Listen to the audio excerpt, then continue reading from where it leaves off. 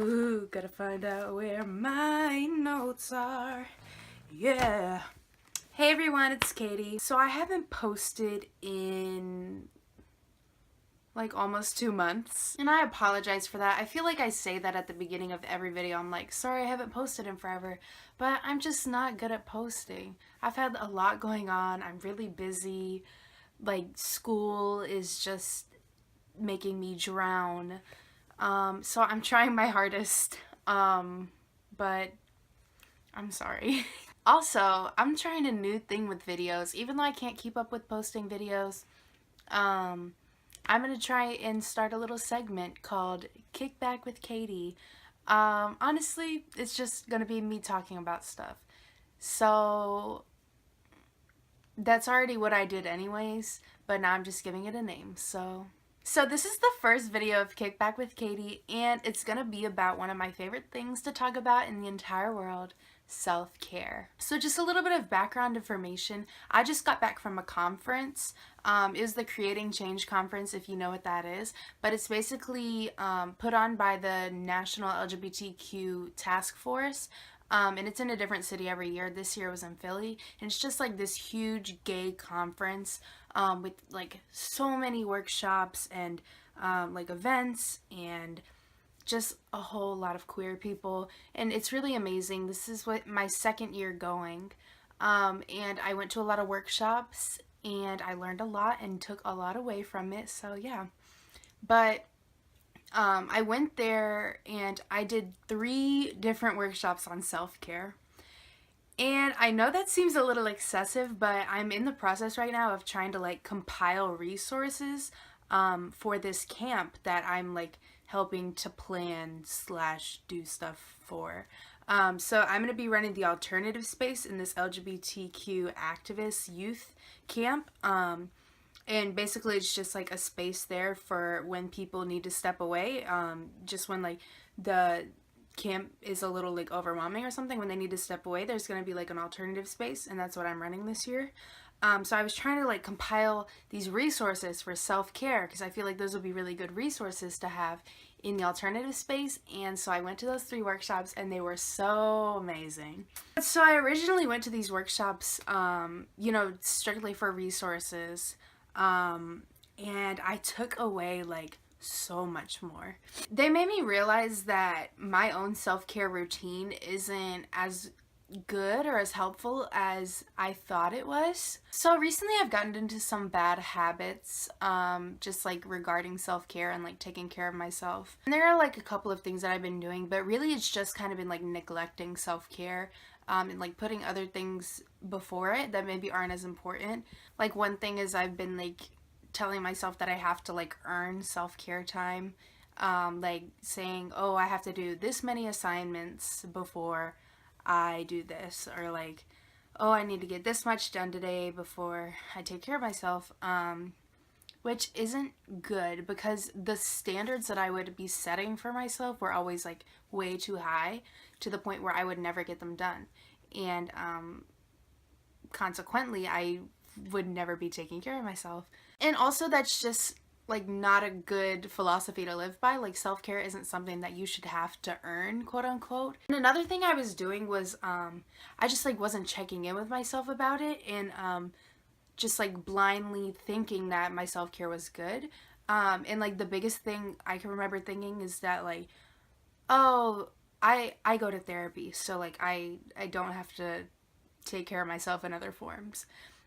Thinking that like because I go to therapy that's like the only self-care I need, and like therapy is a really good self-care for me, and it's a necessity for me, but I also need like other things on top of that. Like that's not the only thing I can do to keep myself healthy, because I need to be doing stuff outside of therapy. So I can't really speak to what other people need regarding their self-care routines, but what I can do is kind of talk a little bit about mine and what self-care for me looks like and what some of the things I need are. Luna, stop scratching. Thank you. So for me, self-care is kind of split up into two categories. The first one is like basic needs. Like if you take psych, like I'm in AP psych right now. If you take psych, there's like a big old chart called Maslow's hierarchy of needs, which are basically just like the things that humans need to survive. And so for me, there's like 5 basic things that I absolutely need to like survive as a human, and that's food, drink, sleep, moving my body in ways that are healthy, and then like interacting with other humans in ways that are healthy. And so those are basically just like very basic starting level, like this is what I absolutely need to do to take care of myself. So a lot of times those 5 things are a given for people, especially neurotypical people. But for me, it's a little bit harder to make sure that I'm taking care of those 5 things.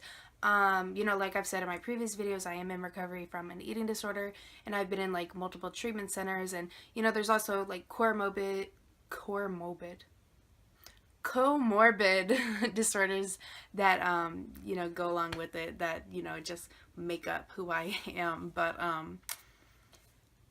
it's been a little bit more difficult in my life for me to take care of those 5 basic things. So I really have to check in with myself, you know, like a lot of times in that little section of self-care for me, it's like, you know, making sure that I'm eating 3 meals a day, and making sure that, you know, I exercise, but not too much to the point where it gets out of hand for me. Making sure that, you know, I'm talking to people, you know, talking to my friends, making sure that I'm sleeping enough or not sleeping too much, making sure that I'm drinking water, which I'm really, really bad at. I do not drink enough water. And then the second little group of self-care things are kind of like the additional things on top of that, that you would, I guess, that people would start to categorize self-care as, you know, like journaling is a really big one for me. I've done like very many videos about journaling, but you know, writing is a huge self-care thing for me, whether it be that creative journaling that I show y'all in my other videos, or whether it just be like keeping a diary type thing and like writing down what I did that day. Or even recently I've been doing more of just like poetry and like writing, not doing the creative journaling, but just like writing, which has been like really healing, and it's a really good form of self-care for me. Hanging with my dog is another thing. I just love to chill with her. Like, she brings the biggest smile to my face, lights up my world. She's the love of my life. Like, even just looking at her, I feel like it's self-care for me. But the biggest thing that I do is I walk my dog every day. Well, I walk my dog every day that I want to. And I have like a playlist of music, and I kind of cycle songs in and out of it that I'm like feeling at the moment.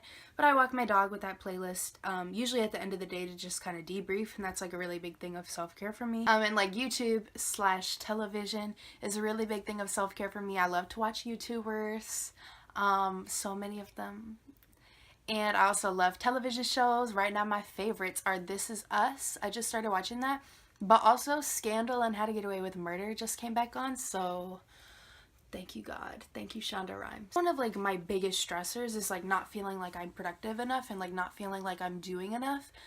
So a very new form of self-care that I've been doing is at the end of the day, just kind of like sitting down, and it's kind of like journaling, but it's a very specific thing. But I've just written down the things that I did that day.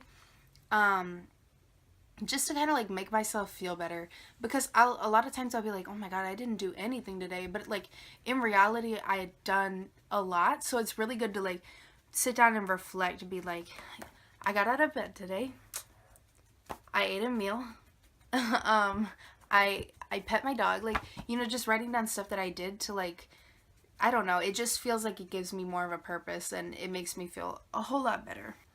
So those are just some of the things that I do for self-care, and it was really important for me to kind of like reflect on that, just because I kind of realized recently that I've been kind of lacking in self-care, and like actually recognizing when I need to practice self-care. So I've definitely tried to like journal about it and like write down different things that I, you know, kind of need to be doing and like checking in on myself for. Of course, some days I'm gonna need more self-care than I'm gonna need other days, but every day I do need self-care, and every day everyone needs to practice self-care because it's a really important part of your life, to not get burnt out, and just to survive. Those are just some of the things I do for self-care. Obviously, I do a whole lot of other stuff.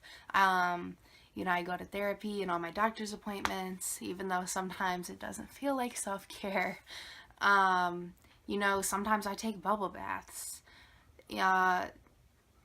Sometimes self-care is just like stepping away from situations where I don't feel comfortable, or like taking a break from things. But I'd encourage you all to really reflect on the self-care that you do, and maybe some other ways that you can practice self-care. And if you do end up reflecting on that, let me know what some of the things that you do for self-care are in the comments below. And hopefully I'll be getting up more videos soon. I have some ideas for some more Kickback with Katie videos. But yeah, so make sure you like, comment, and subscribe. And I'll see you next video. Bye.